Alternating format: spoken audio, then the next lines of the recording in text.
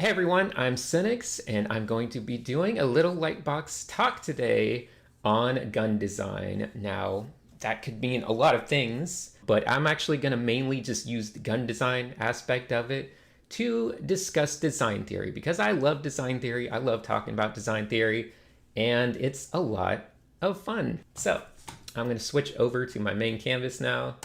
Woo, there we go. Now I'm in the corner. Intro to Gun Design is the name of this little talk.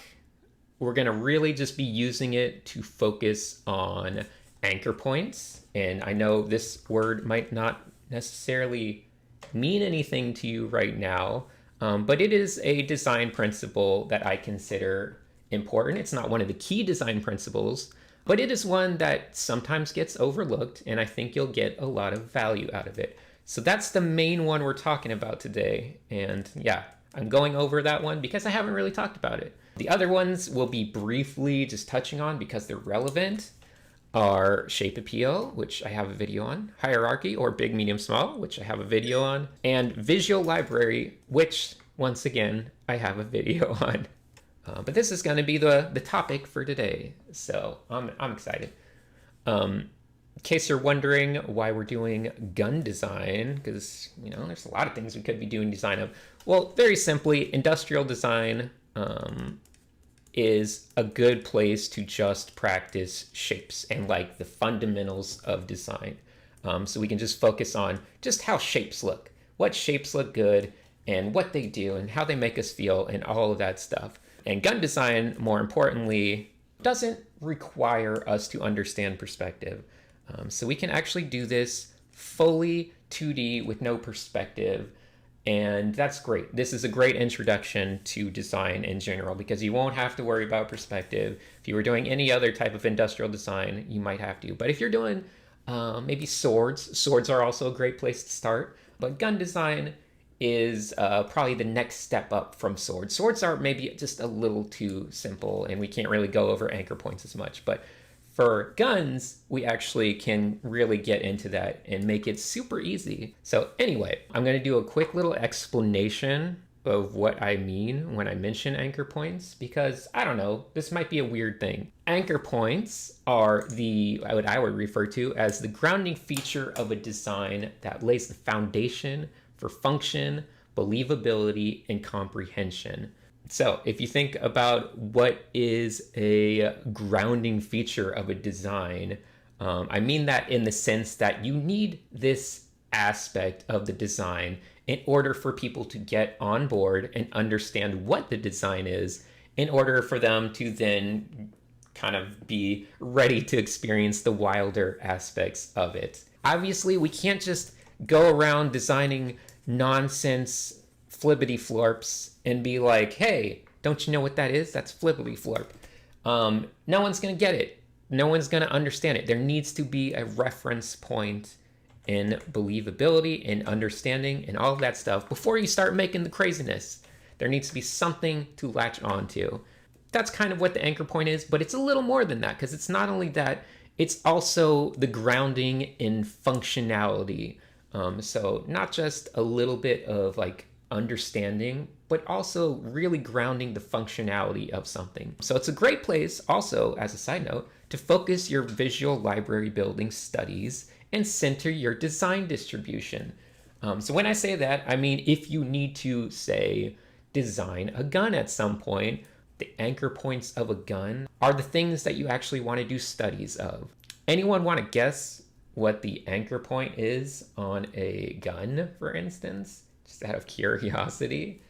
It is actually the handle and the trigger and the believability of the function and the ergonomics and just our comprehension of it that actually makes it readable as a gun.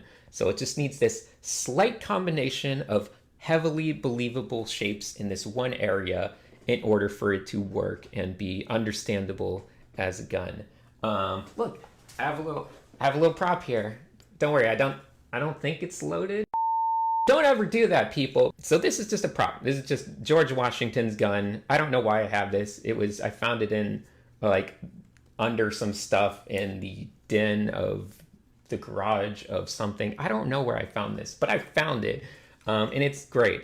The actual anchor point of this is just right in here. Handle and a trigger. It needs to have this so it looks like you can hold it. None of this stuff in front of it matters. Even this stuff back here doesn't matter. Just right in here. Before we dive into the actual gun design part, let's actually give another example of a anchor point. So what do you think the anchor point is on a car? Let's say on a car, what do you think the anchor point is if you had to design a car? The wheels need to not only be spaced functionally in space with perspective, but they need to look like they can turn and function and do all of that stuff.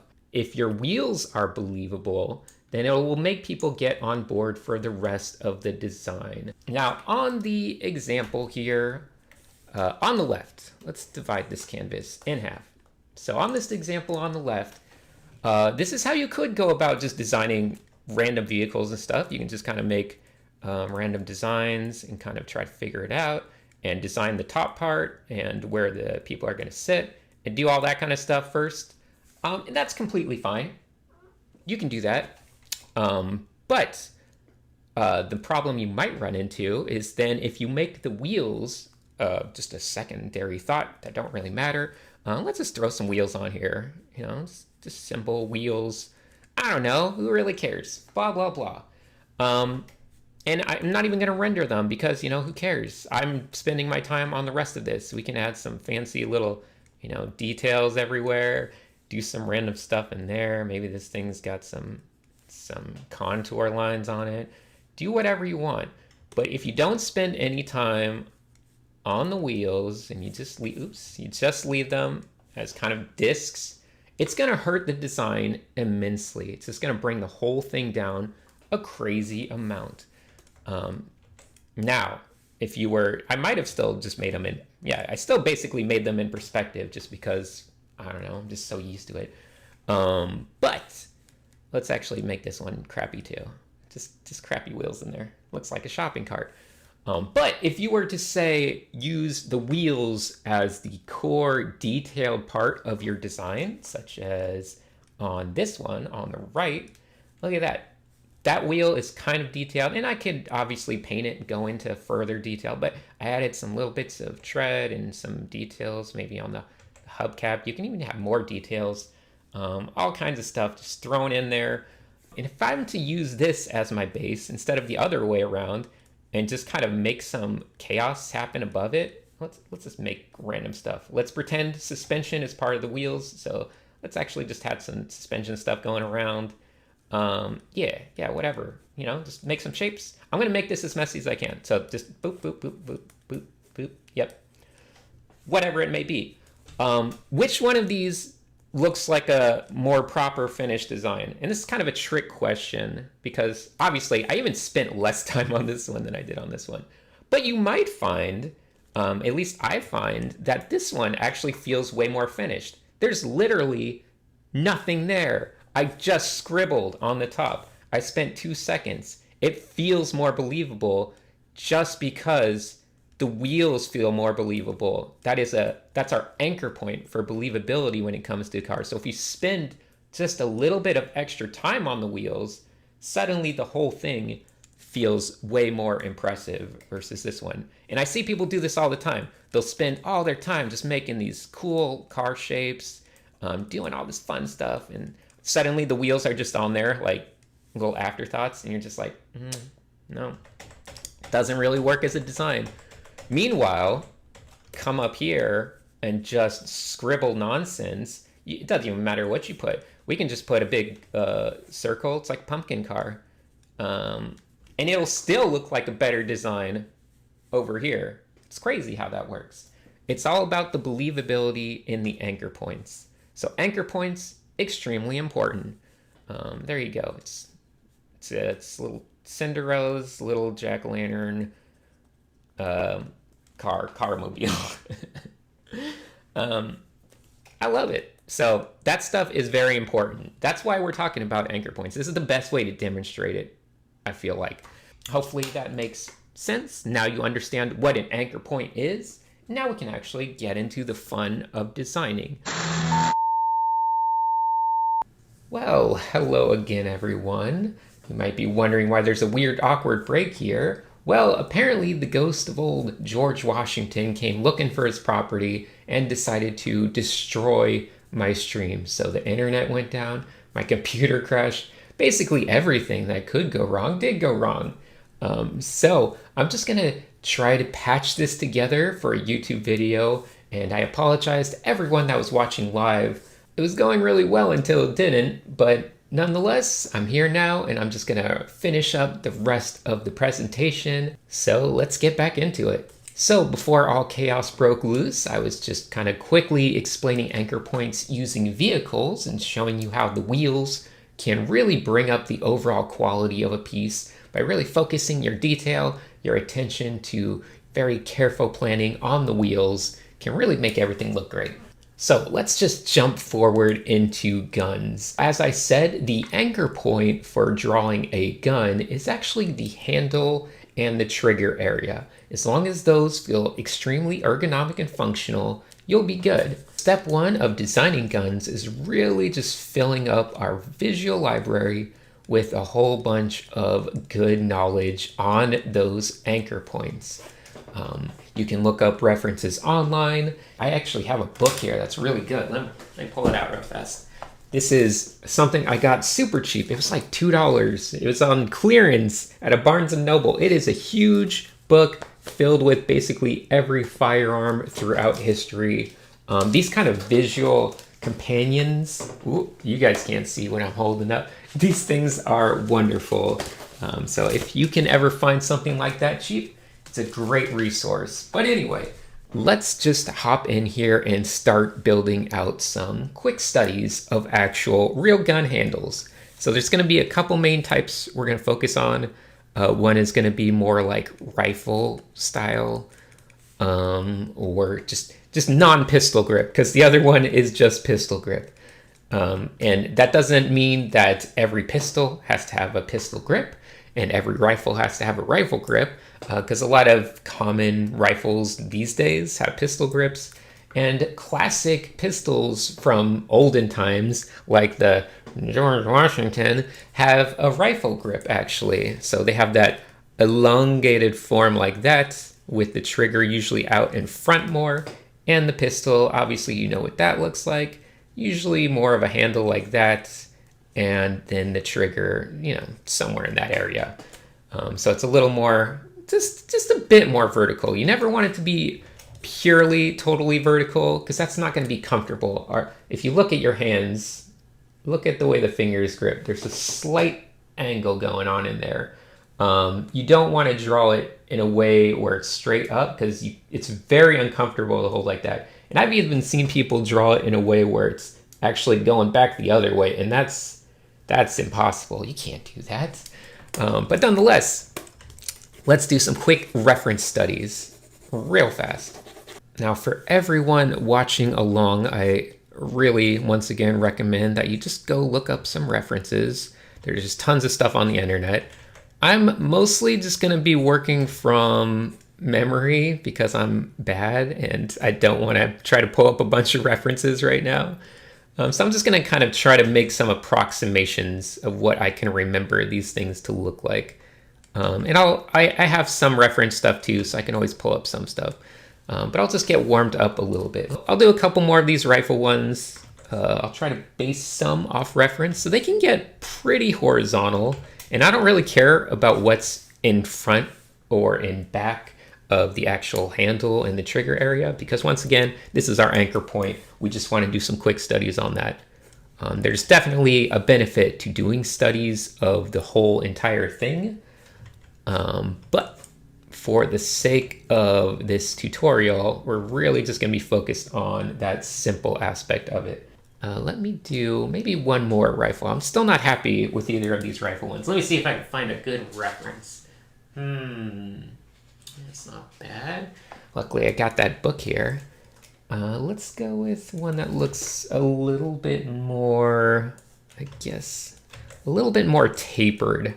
This one feels a little bit too broken in here. Feels like a weak spot. So let's go with one that's just a little bit more tapered. It's Yeah, something like that. Something where it's not as extreme. Then we can still have pretty giant guard around the trigger.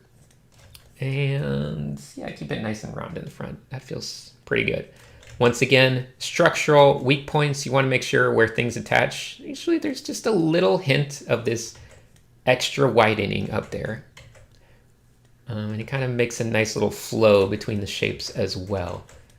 So, there we go. That's probably good enough. We'll do a simple trigger. Yeah, something like that. We want to make sure it looks like it has enough room to be pulled back. So maybe even make it just a little bit farther forward. We also want to, it's very important that you make sure it looks like there's enough room to comfortably fit a finger in front of it and not behind it. So something like that, probably okay. So I like that one. Let's see, any defining parts around it? Not really. It's actually extremely basic. Yeah, I can't really think of anything that would be around it. We can just kind of build up some implied detail like that. But like I mentioned, you're going to want to really kind of focus in on minor little details because these are the wheels of the gun. So the more detail you can put into these areas in here and the more believability, the better the whole gun will look. So I like that one. That's a pretty good one. These ones over here are a little bit messy looking. Maybe I can make this one just a little bit better if I taper it just a bit more. Let's make it get a little bit wider back here. Then maybe come forward in a softer rounded stroke. All right. Normally I would edit out all those misstrokes. No, I'm kidding. Normally I might edit out some of them. So that could be reasonable. And let's take those and move them around a little bit. So those are some examples of a more rifle-oriented grip. All right, let's try some quick pistol grips. So a pistol grip is even more easy in my opinion, because you can really build it based on this back part that protects the webbing between the thumb and the finger. Usually on a pistol, there's a lot of moving parts. You don't want to get anything in that way. So you can kind of get these nice parts up here that kind of protect that. It's a nice little groove for your little webbing to go inside of, and that helps you place everything else in the gun as well. So you can really exaggerate that notch. That's included as part of our handle, part of our anchor point. And then let's see, we could have the clip magazine. I never remember the right word. Someone's gonna be mad at me. That part can go down in there. And then basically we just got to make sure that the trigger starts somewhere below this little line, this little marker of where the thumb would be, and starts a little bit lower. So we can make this a little bit more round. Yeah, let's just round it just a little bit, but mostly keep it kind of simple. This is a pretty small grip. You do run into guns of all sizes. Some are very compact and they might have a very short handle like this. I think actually for proportion's sake, let me make this just a little bit smaller though, because we want the gun to feel a little bit beefier than that. That feels extremely tiny the way we had it. So maybe something more like this could be a little bit more realistic. And once again, this is the type of thing you build up with mileage and visual library kind of knowledge being stored up over time. So that feels pretty correct, I would say. Proportionally, I could see that working. It's not too far off. I did make this trigger extremely simple. So maybe if I wanted this, once again, this is my anchor point. I got to make sure it looks extra nice and extra pristine. So maybe I can make the trigger have like a little bit more of a shape to it, get a little smaller on the bottom, maybe have like a little dog leg shape. Looks like a little dog leg. You can also have the grip have like a little extra notch separating your fingers, give you more of a solid grip on things. You can even theoretically still include it in this whole area. You can potentially maybe mark down like a safety, something of that sort. potentially a release for the thing that I can never call correctly. Magazine? Ah, man, I'm just an embarrassment to people everywhere. Okay, so that's one example.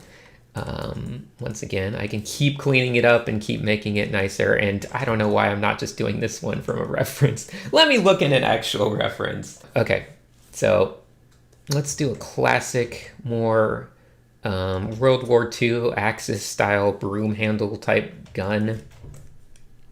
Those are pretty notable. The main thing about something like the broom handle style gun, and we gotta get a nice good broom handle going on this thing. If you don't know what I mean by a broom handle, it's basically just a teardrop shape, something like that. So a gun like this, obviously you're like, well, where does the clip go? How do bullets go? They actually usually come in from a different part. So it's mainly just using this part just as a handle. So usually it's a little more decorated, maybe just has a screw through it, a little more shapely, a little bit maybe more ergonomic. It's hard to say. I don't know. I've never held one of these before. But then we can place the trigger just a little bit in front. We want to still make sure it's below the little safety notch, as I'll call it. So just a little bit lower, and we can make sure that our little flap of metal trigger guard is coming around it like so. Actually, for this gun, you would probably have the clip magazine. The bullets go over here. So that's worth noting. Let's see. And yeah, you can kind of just have this part feel like it's a separate material. It could be made of wood. Whatever you want to try. Something like that. And this is the whole part. This is what you need to figure out, what you need to establish. So once again, the trigger can have a little bit of shape to it. Maybe even a little bit more than that. Just a little bit. People are racing around outside. So there you go. That's a little bit tiny for the handle. I think I could make it a little bit bigger. Maybe I will real fast. I'll just edit this part out. All right, that's pretty good. Let's just do one more real fast. This will be, let's go for like a little bit of a mix. So I'm thinking more like what you would see on a revolver. So once again, the handle doesn't have to contain bullets or anything. It doesn't have to have any moving parts, but it's just still a little bit somewhere in between the two, I would say. Actually, we don't even need to have, since it's a revolver, we don't need to have this little guard back here. So instead of going back, we can just have it go up a little bit. Then, let's see, something more like that. And I have something of a reference over here. A little bit more like that shape. That feels a little bit better. So this part doesn't have to keep us protected. Instead, it can just go straight up. Once again, as long as the functionality is believable, you can have a little part even that goes like this, because you might even have the hammer in here. Just for fun, we'll just put it in there. Then maybe our wood part comes around a little bit more like this.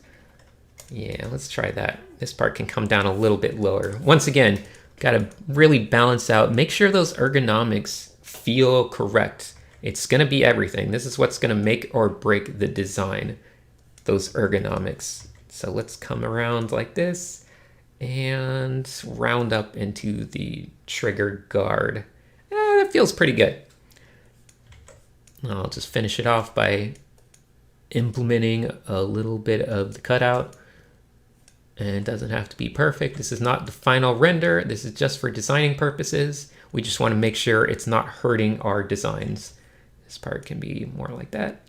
A little bit of this going on and something like that. So that feels pretty okay. All right, that's pretty good, but I think I'll just add one more pistol grip just for completion's sake. So I'll be right back. There we go. We have a nice little collection of handles and triggers here. It feels like good variety. And that should just always be step one. Obviously, I kind of made most of them up from my own memory of Visual Library. but a little bit of reference stuff here and there. So that is always step one. And we can actually just use these for step two as well, which is delightful in my opinion. So I'm just gonna pick out my 3 favorites, which I think will be, this one's good. Ooh, this is tricky. Maybe, I do like this one. Maybe this one? I don't know. I'm tempted. Or maybe I'll bring in a 4th one too. This would be my 4th option, just not sure. But I think these ones work out pretty well. All right, so there we go. I laid them out. I copied, pasted them around, made them nice and small. I'm actually gonna just tweak these rifle ones just a little bit so that they're not completely locked off. Like they kind of feel like they're ending right there. So I don't want to feel like they're ending. So instead I'll just kind of more so create the illusion that they're just being stopped in their whatever's going on. All right. So in order to make it super clear for the rest of the video, just where those anchor points are, I am going to highlight them in red real fast. So, all right, and there we go. So now we can clearly see what the anchor points are. Now, that's kind of where the anchor points portion of this whole process ends, because we've used our anchor points. We know that they'll help the finished design become much more believable. Now it's up to us to just make some fun shapes, the same way we did with the car.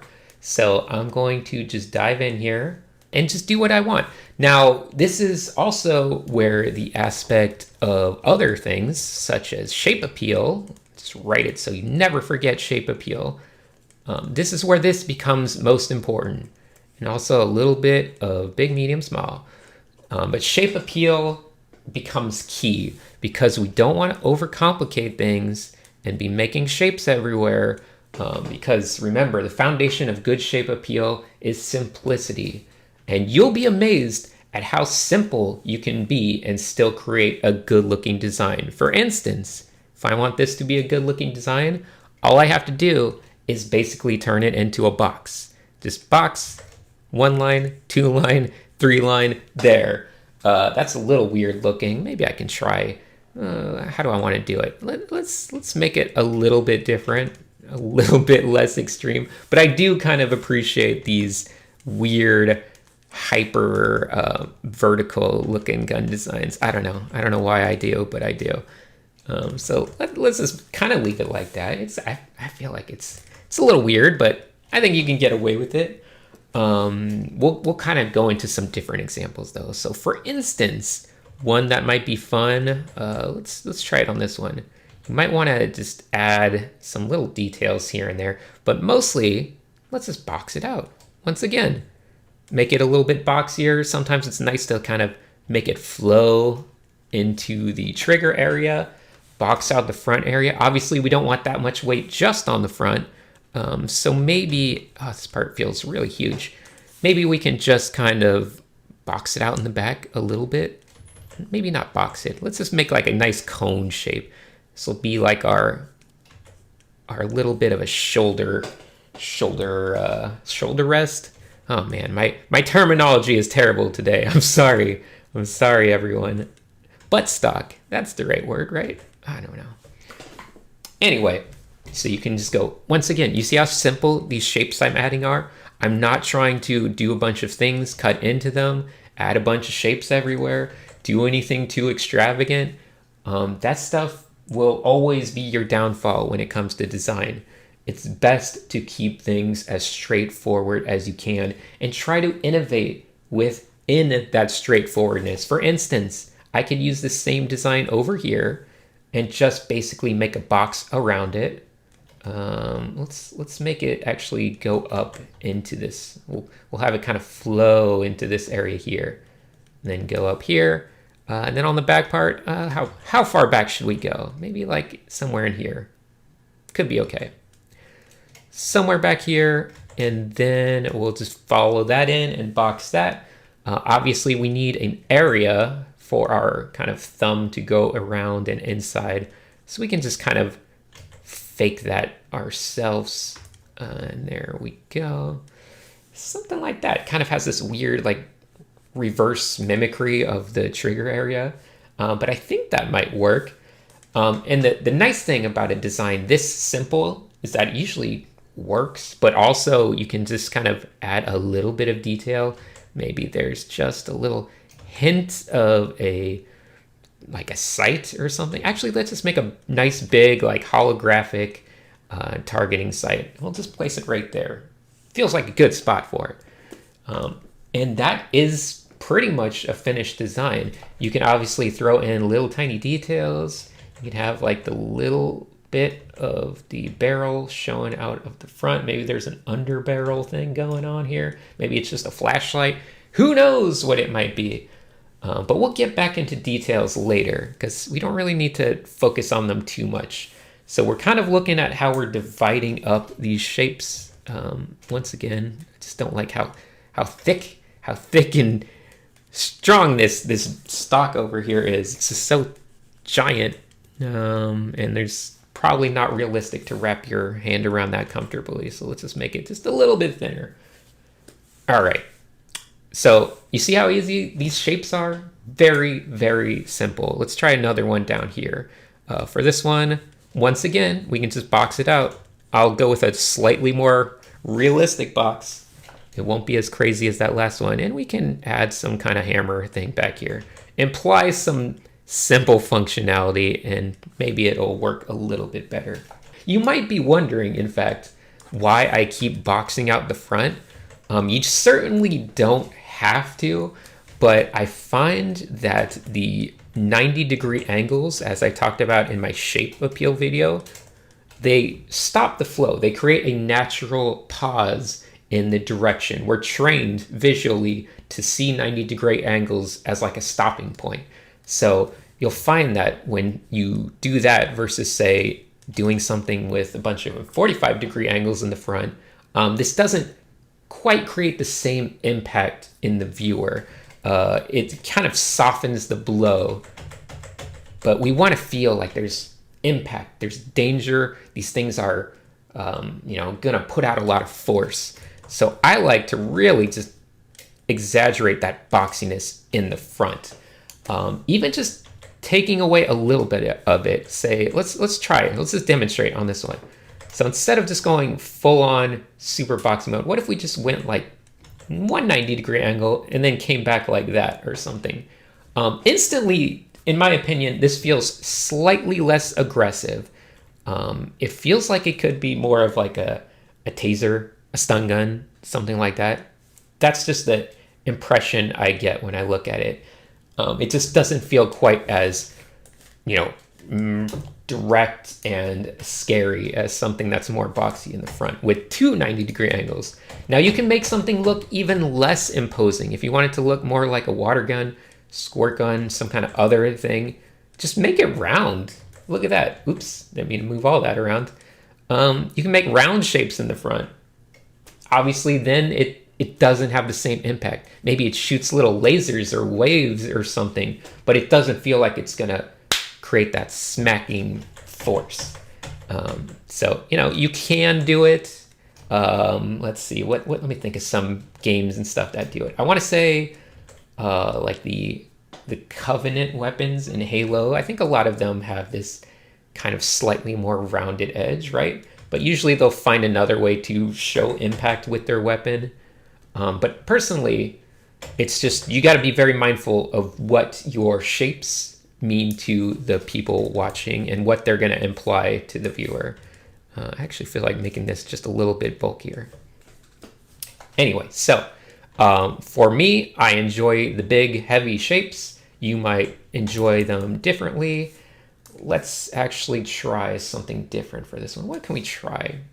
So maybe we go, let's kind of go up and around, maybe have a little bit of a forward momentum. Maybe come down here. That might be a bit too low.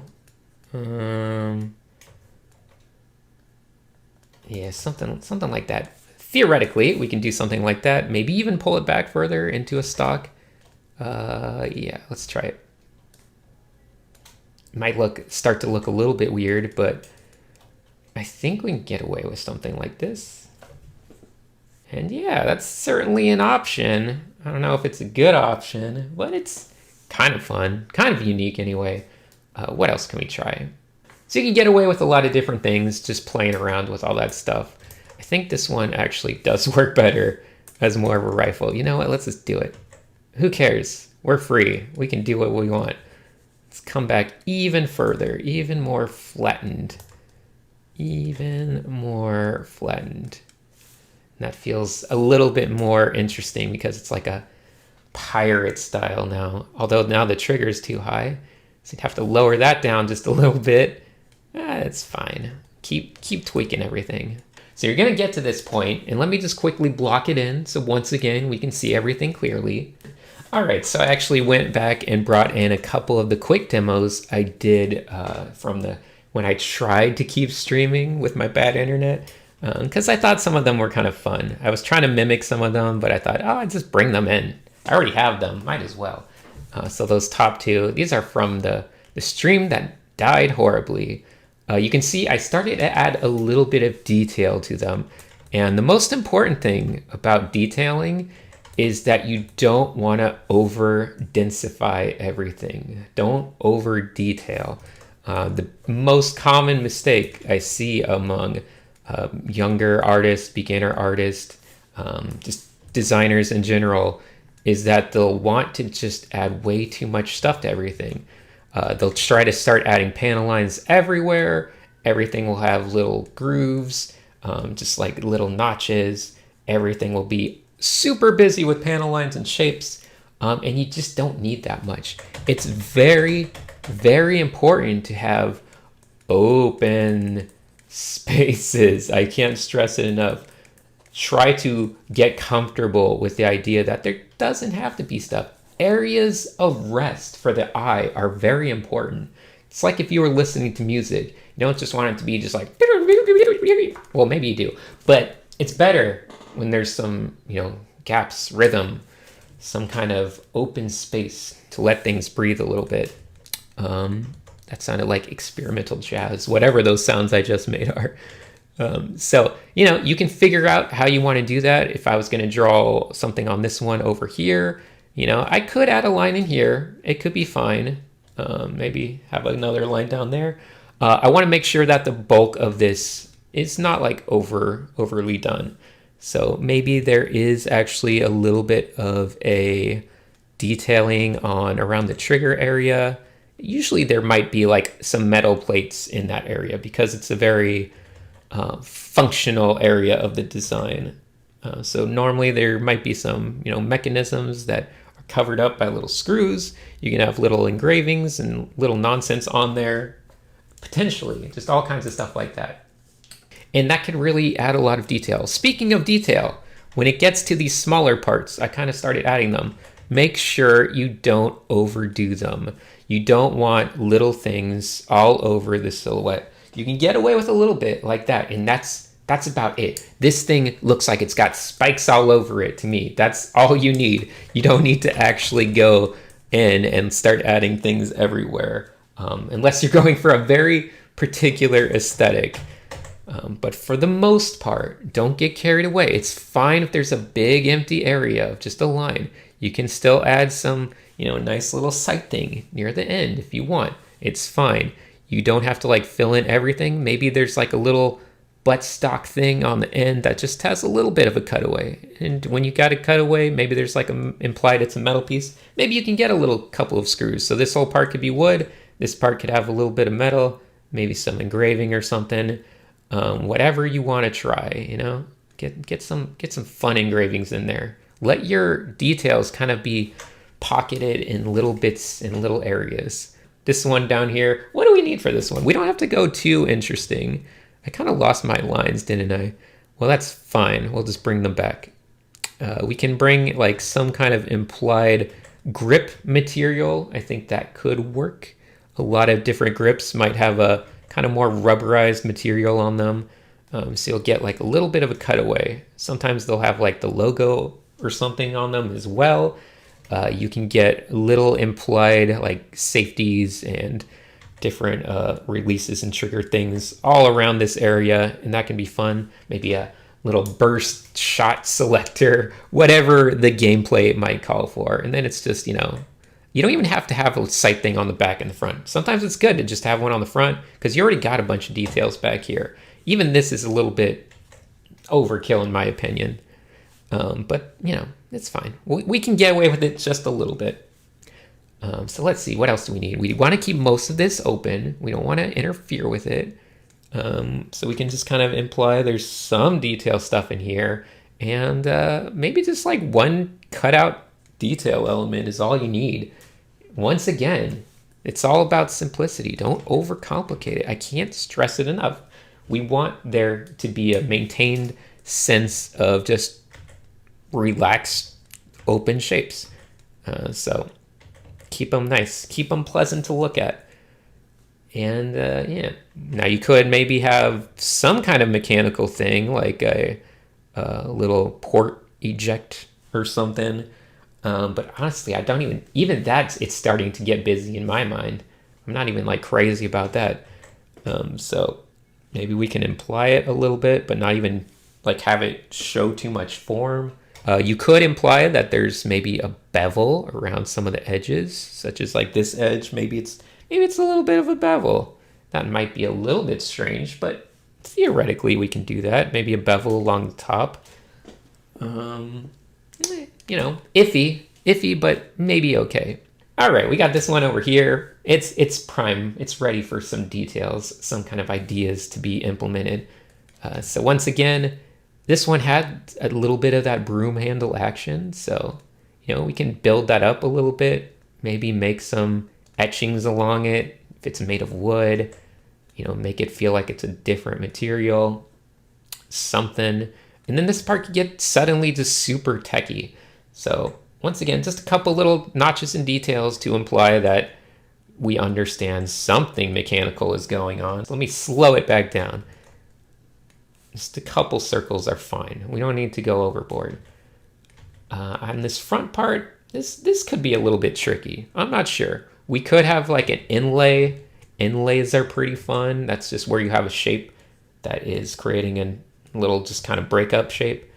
Yeah, let's try it. Maybe just a big inlay just around the whole border, almost.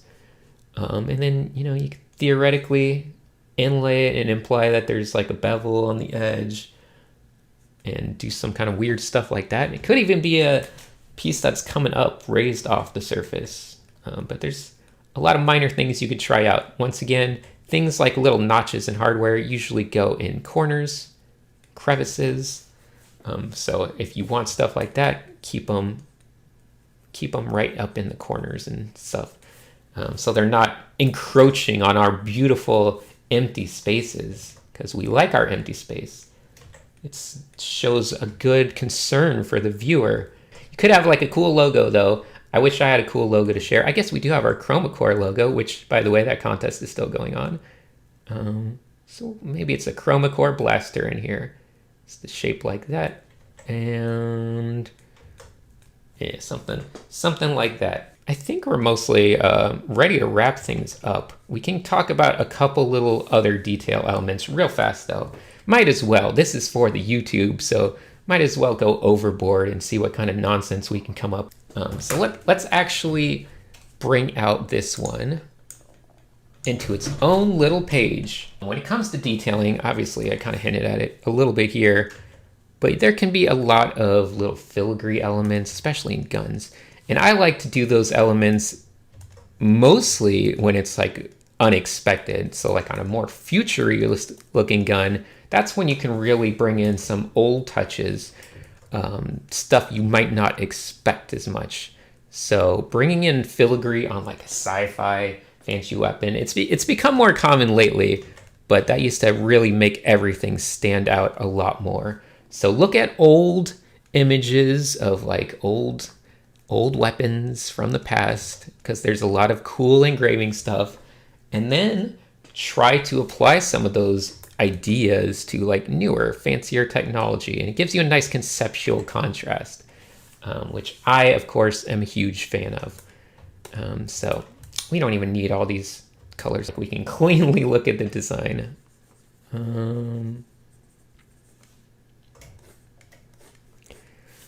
All right, so I'm gonna polish this up just a bit. So I wanna get in some nice kind of filigree elements. So maybe it kind of continues forth, like flows from here. Maybe comes down a bit, comes up here. This will feel a little bit nicer, I think. Then we can get in all kinds of little flourishes.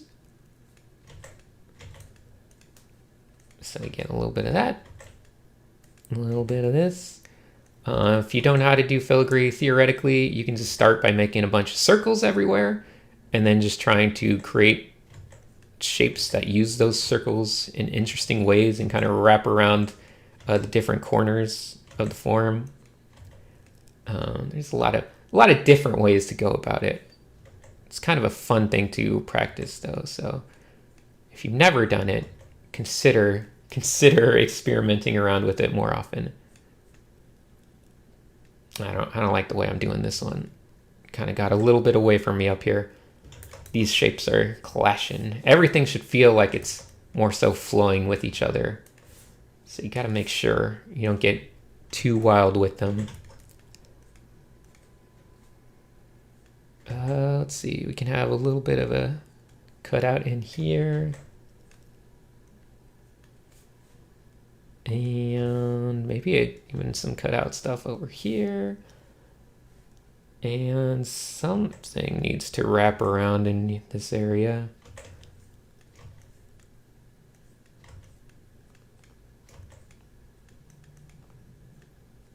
Well, not my best filigree, that's for sure.